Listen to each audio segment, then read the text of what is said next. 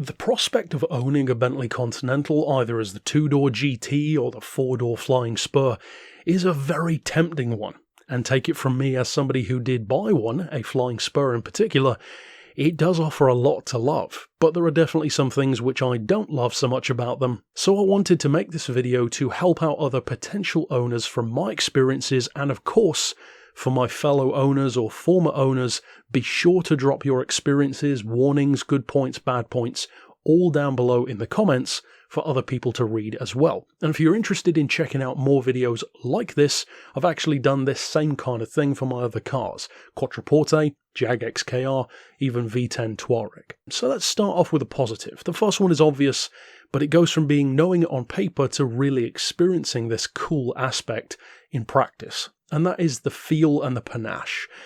I mean this in two ways. The first thing is when you sit in a Bentley, two-door, four-door, doesn't really matter, it feels like a tank. Everything just feels so solid and heavy and sturdy. It really is like a modern interpretation of an old, massive British luxury car, but with a far better level of build quality, fit and finish. You do kind of feel unstoppable in a Bentley. Now, the panache side of things is more other people enjoying the car. And that was the thing that surprised me the most about owning one, and that is that despite having two Maseratis and a Jag XKR before it, all of which I would say are, on paper at least, sexier cars, I got far more compliments about this Bentley, and far more strangers coming up and talking to me about it than any of those did, which really shocked me. So it's not the most important advantage or upside in the world, but it's definitely something which I would say was a highlight. The first downside is probably the most obvious one on the list, and it's one which most people will be at least worried about, if not put off completely, but I'm actually putting a bit of a spin on it because it's not the problem that you think it's going to be. Repairs. But I'm not talking about cost. That's the weird thing. See, there are a lot of ways that you can get around the costs on a Bentley legitimately. The biggest one being if you're willing to work on it yourself. In my case, I did a number of things to mine myself, such as changing the battery in the boot. But even then, the actual problem is not the cost of parts, which are about the same as in my Maserati. It's not necessarily the problems themselves being ridiculously complex on paper. It's that everything, and I mean everything, on a Bentley is awkward to work on. It's 17 feet long, 7 feet wide, 3 tons. It's a massive car, and yet behind every panel, every door, every latch, every catch, there is something there. There's no empty space. That's why it's so heavy. They filled the car with tech, and crucially, electronics, and that tends to be where the problems pop up. For example, in mine, when I changed the battery myself, it was a pain in the ass to get just the battery out of the boot. One of the 2 batteries, mind you. There are fuse boxes in the boot, by the steering wheel, under the bonnet. There are electrical gubbins under passenger seats which can get waterlogged and then start causing all kinds of havoc, which is exactly what happened with mine. And problems which are just caused by having a bit of debris build up in the scuttle by the windshield, or the windscreen for us in the UK. It's a fundamental design flaw, and some of the things on these cars are kind of just broken from the factory. Smaller things which are just known to go wrong, like tyre pressure sensors. They're things which are just an annoyance to work on. Those kind of things that will never be quite right, no matter how hard you try, and you need to be prepared for that. Take a prime example. Mine needed a new side light bulb. That's, according to Bentley, a 4-hour bumper-off job. That's ridiculous. No matter how much money you have, it's more about the principle at that point. So it's definitely something that you'll want to keep in mind. Can you work on it yourself? Absolutely. But you might end up hating the car. To move back to the good stuff though, the next one is the performance. And I mean in 2 particular ways. One is the way in which it delivers its straight line performance, all of that nearly 200 miles an hour of potential, even in the non-speed form. But then actually the more surprising one is actually the cornering. And that was what I was so happy about because it really reminded me of the also Volkswagen built, of course, Touareg V10 that I used to have. That thing is so much better through corners than it ever has any right to be, and so is a Flying Spur, or even more so the 2-door GT. These are obscenely heavy, very large vehicles by either limo or GT car standards, and yet they can take corners like absolute monsters. This thing weighs over a ton more than a Nissan GTR, and yet In two-door or four-door form, it's so reminiscent of that kind of experience. It's not as quick, just to be clear, of course, but it's that kind of vibe, that big Godzilla-esque, just roll over everything in your path kind of approach to performance. And in a straight line, yes, it's a 200-mile-an-hour car, but it's not a face-ripping, tire-squealing, shrieking engine kind of performance. It's more the kind of performance which feels like you're wrapping up the tarmac beneath the wheels like a carpet and throwing an anchor to the horizon and pulling it closer kind of performance. It feels almost like you're driving a meteor, and it's wonderful. But we need to go into the less than stellar side again for the next downside, and this is an obvious one alongside repairs, the one which a lot of people will be thinking about, and you're justified in doing so: the fuel. Now, it's obvious to say that it's not the most economical thing around, but it's actually kind of good and bad at the same time. It's good as long as you take it out on long, high-speed highway, for our American friends, or motorway runs. It's an autobahn eater, in other words. If you're up at high speeds, you'll get 25, 26 to the gallon out of it, and with a big tank, the range is pretty good. But then if you take it around town for groceries, you'll be getting more like 10, 12 to the gallon, at least from my experience, and I wasn't exactly flooring it everywhere and would very rarely even put it into sport mode.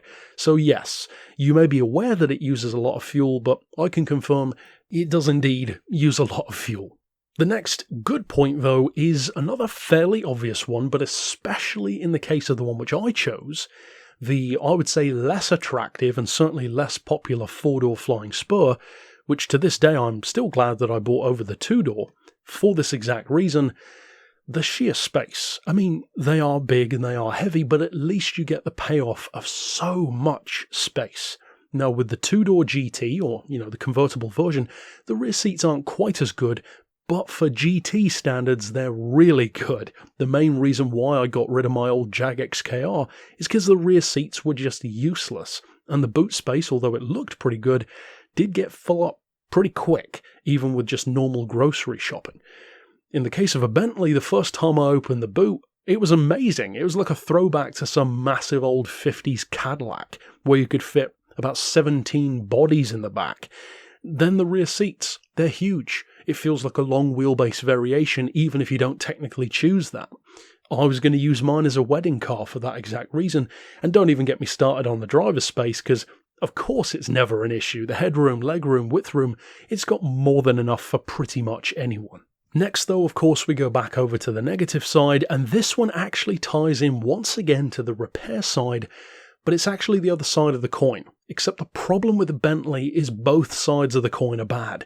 As I mentioned earlier on, everything is awkward to work on, but then the payoff to that, which makes it even worse, is that if you don't have the time to work on it yourself, or even just the inclination, or the competence, or the confidence, well, then of course the only other option that you have is either to take it to Bentley, which is going to be very expensive, or you can try and find a garage or a mechanic who can do it for you.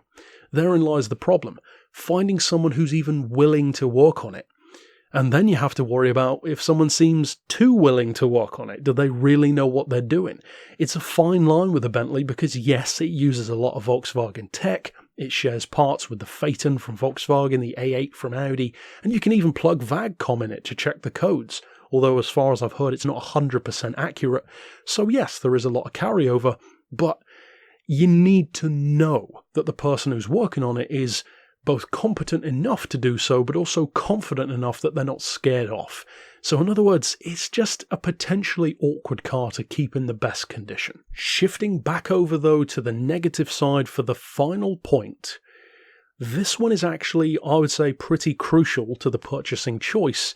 And this is one particular area which I didn't really think through enough. See, I use my cars, I would say, semi-regularly. I don't use them every day, and I don't tend to drive ridiculously long distances, with the majority of my work being done on YouTube from home. So my car is a grocery getter, and it's for fun. It's not a motorway miles eater unless I'm going to review a car, which does happen, as I said, semi-regularly. That's the problem. When you have a Bentley, to be in the best condition, they need to be doing a lot of miles. And that's the main reason why most Continentals that you see for sale have a lot of miles on them. They are fantastic if you, for instance, have a really long commute on the motorway every day. It's a perfect car for that, because that's exactly what the car needs to be doing for two reasons. One, it's more reliable when you're doing that, and two, you're getting the best economy while you're doing that, so it's perfect. It's literally in the name, Continental. The downside is if you own it as someone like me who uses it every other day or every 3 days to do maybe a 10-15 mile drive.